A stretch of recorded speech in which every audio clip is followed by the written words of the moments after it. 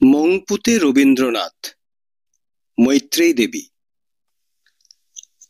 আমি বিপুল কিরণে ভুবন করি যে আলো, তবু শিশির টুকুরে ধরা দিতে পারি, বাসিতে পারি যে ভালো। প্রথম পর্ব।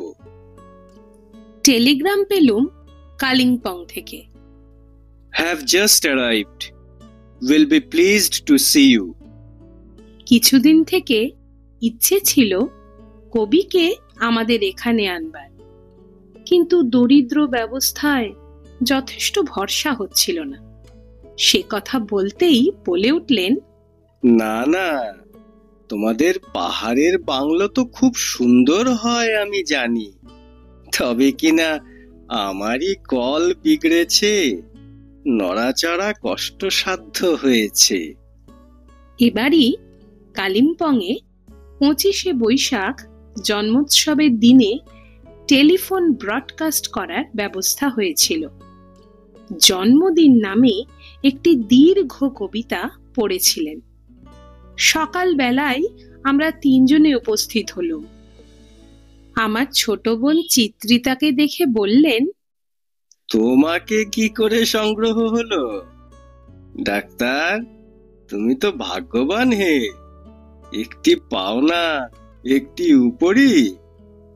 আমাদের তো এত সৌভাগ্য ছিল না। দুপুরবেলা হঠাৎ গুনগুন ধ্বনি শুনে বসবার ঘরে গিয়ে দেখি চিত্রিতা পায়ের কাছে বেশ গুছিয়ে বসে হাতে একখানি সঞ্চয়িতা দিয়ে কবিতা শোনবার ব্যবস্থা করে নিচ্ছে। এ কি, তুমি টের পেলে কি করে? আমরা এখানে লুকিয়ে লুকিয়ে কাব্যালোচনা করে নিচ্ছিলুম, আবৃত্তি যাকে বলে। যদি ভরিয়া লইবে কুম্ভ, এসো গো এসো মোর হৃদয় নীরে। এ প্রেমের নানা স্তর, নানা গভীরতার কথা। যদি উপর থেকে এতটুকু তুলে নিতে চাও তো আছে, যদি ভরে নিতে চাও তাও আছে, আর যদি একটুকু স্পর্শ কলস ভাষায় জলে বসিয়া থাকিতে চাও তাও চলে। যদি ডুব দিতে চাও, নেমে এসে হৃদয় ধারায় অবগাহন, সেও মন্দ নয়। আর যদি মরণ লোভিতে চাও, এসো তবে ঝাঁপ দাও। কলস ভাষায় জলে বসে থাকলে চলবে না, ঝাঁপ দাও সলিল মাঝে। ভালোবাসার বিভিন্ন ফেজ, বিভিন্ন রূপের কথাই। সেই দিন জন্মদিন কবিতাটাও আমাদের শোনালেন। তার মধ্যে যে লাইনটি আছে, এঁকেছে পেলব শেফালিকা, তার সঙ্গে তার পরিবর্তে যেতে পারে এমন একটা লাইন ছিল, এঁকেছিল তন্নি শেফালিকা। কোনটা রাখি বলতো? আমি অত্যন্ত আশ্চর্য হয়ে বললুম, আমায় জিজ্ঞাসা করছেন? কেন নয়, দোষ কি? কিন্তু উত্তর দেওয়াটা যে আমার পক্ষে ভয়ানক দোষের হবে। এমন সময় ডাক এলো। সে এক প্রকাণ্ড বোঝা, সবই জন্মদিন সংখ্যার পত্রিকা, জন্মদিনের প্রণামের চিঠি, কবিতা, কাগজ ইত্যাদি। তুমি একটা কবিতা লিখলে না যে? কিছুদিন থেকে লক্ষ্য করছি তোমার ভক্তি অসম্ভব দ্রুত কমে যাচ্ছে। ওই তো কাগজ কলম হয়েছে, চট করে হে রবীন্দ্র কবীন্দ্র বলে একটা লিখে ফেলো না। আমার নামটা ভারী সুবিধের, কবিদের খুব সুবিধে হয়ে গেছে। মিলের জন্য আর হাহাকার করে বেড়াতে হয় না, রবীন্দ্রের পর কবীন্দ্র লাগিয়ে দিলেই হলো। সেদিন অজস্র ফুল এসেছিল। কালিম্পংয়ের অধিবাসীরা মালা পরিয়ে গেল।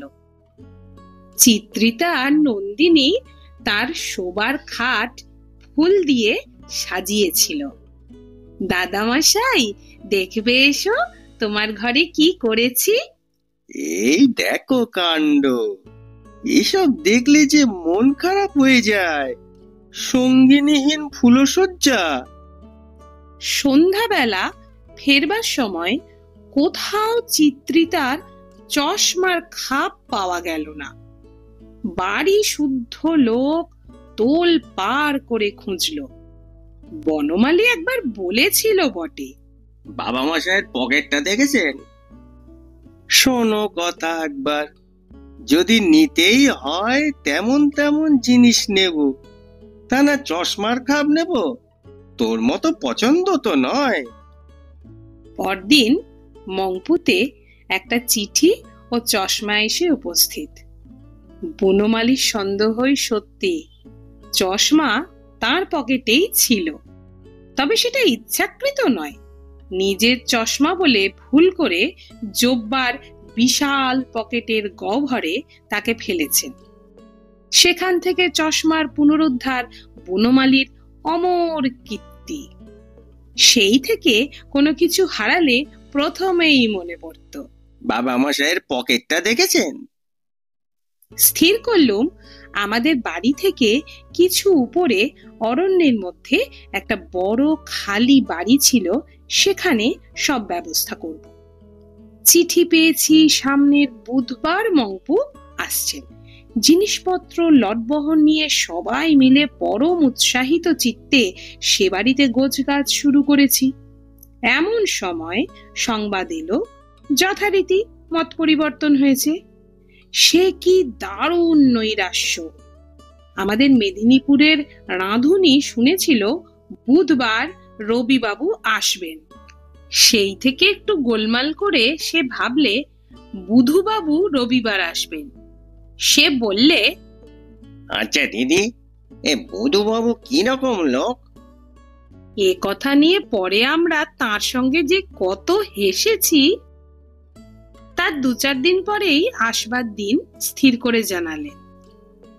কল্যাণী আসু, তোমার চিঠি পেয়েই স্বয়ং কর্তার কাছে পেশ করেছিলুম।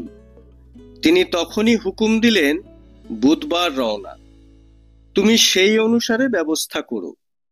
তবে তারিখটা যে ইতিমধ্যে বদল হবেই না তা একেবারে নিশ্চিন্ত হয়ে বলতে পারি না।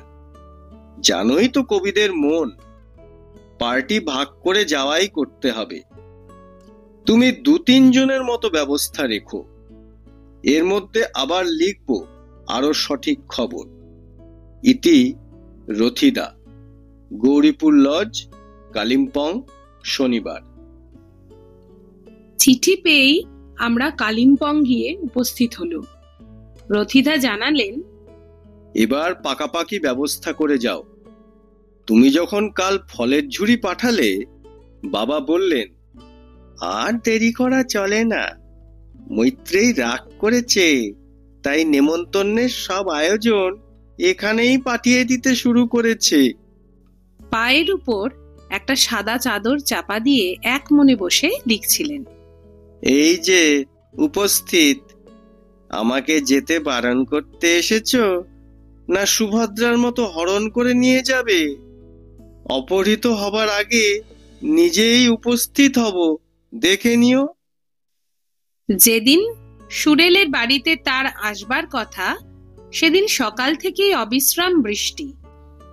মংপুর বৃষ্টি যখন শুরু হয় তখন সে এক নিরবচ্ছিন্ন ধারা। চারদিকে সমস্ত পাহাড় আবৃত করে মেঘ নামছে আর উঠছে। দ্বিধা সংশয়ে অপেক্ষা করে আছি এমন দিনে আসা হয় কি না হয়। বেলা প্রায় 3টে, এমন সময় গাড়ির শব্দ শোনা গেল। মনে এত আশঙ্কা, উনি গাড়ি থেকে হাত নাড়ছেন, আমি তাও যেন দেখতে পাচ্ছি না। মনে হয় কেউ নেই যেন। গাড়ি থামতে থামতে বলে উঠলেন, আজ এক কাণ্ড! তোমার ড্রাইভার তো এক মস্ত সাহেবের গাড়ির সঙ্গে লাগিয়েছে ধাক্কা। সে সাহেব ওকে তখনই ধরে নিয়ে যায় আর কি। কত করে বলে কয়ে তবে ছাড়ালুম ওকে। প্রাণটাও খুব রক্ষে হয়েছে। শুরুতেই এই কাণ্ড। তোমার এখানে আর নইব নইব চল। একটু ভয় পেয়ে গিয়েছিলুম বইকি। সকলেরই মুখ দেখি নির্বিকার, ভাবলুম হবেও বা। যাক, তোমার পরীক্ষা হয়ে গেল। যা বলবো তাই বিশ্বাস করবে? সর্বদাই যদি সত্যি কথা বলবো তাহলে কথা কয়ে সুখ কি? বারান্দায় একটা চৌকিতে একটু বিশ্রাম করলেন। পথে আমার কোনো কষ্ট হয়নি। এমন সুন্দর অরণ্য পথ। তোমাদের এই বনটি কিন্তু অপূর্ব। লম্বা লম্বা সব গাছ সোজা ঊর্ধ্বমুখে দাঁড়িয়ে আছে। নিচে ঘন ছায়ায় কালো কালো অন্ধকার। একেই তো বলে অরণ্য। সিঁড়ি দিয়ে চেয়ারে করে উপরে নিয়ে যাবার কথা হলো। গ্রাহ্য মাত্র না করে সোজা উঠে গেলেন। উঠতে উঠতে বললেন, অত ভাবছিলে কেন তোমরা? এ তো রাজবাড়ি গো। উপরে ওর বসবার ঘরে জানালার সামনে চৌকিতে বসে জানালার সিলের উপর পা রাখলেন। তখন সন্ধ্যা হয়ে আসছিল। কতকগুলো সোয়ালো পাখি আমাদের ছাদের খোপের মধ্যে বাসা করেছিল। তারা কলরব করে ঘরে যাতায়াত করছে। দূরে পাহাড়ে দু একটা করে বাতি জ্বলে উঠছে। ঘরের মধ্যে ম্লান অন্ধকার। উনি বাইরের মেঘাচ্ছন্ন আকাশের দিকে চেয়েছিলেন। বললেন, তোমারই জিত।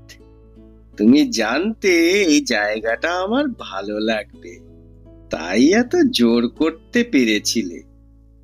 ওরা আমায় বলেছিল আমরা আগে গিয়ে দেখে আসি জায়গাটা কি রকম। আমি বললুম কিছু দরকার নেই, আমি নিজেই দেখতে পারবো যখন যাব। আনন্দে তখন আমার সমস্ত মন ব্যাকুল হয়ে উঠেছিল। কোনো মতে নিজেকে সামলে নিয়ে বললুম, আপনি আমার বাড়িতে এসেছেন। উনি আমার মাথায় হাত রাখলেন, বললেন, কেন আসবো না? এই তো এসেছি তোমার ঘরে।